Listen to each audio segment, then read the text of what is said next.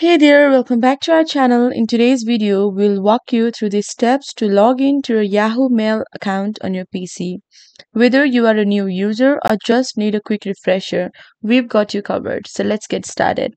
First, open your preferred web browser. In this video, we are using Google Chrome. Next, type www.yahoo.com in your preferred web browser. Next, type in www.yahoo.com in the address bar. Hit the enter key. On Yahoo's homepage, you'll see the Sign In button in the upper right corner. Click on it. You'll be taken to the Yahoo Sign In page. Here, enter your Yahoo email address in the provided field. After entering your email address, click the Next button. Now you'll be prompted to enter your Yahoo account's verification code sent to your email and click on the Verify button. And then you have it. You have successfully logged into your Yahoo Mail account on your PC.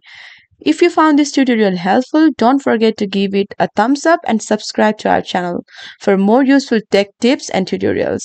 If you have any questions or need further assistance, feel free to ask in the comments below. Thank you for watching.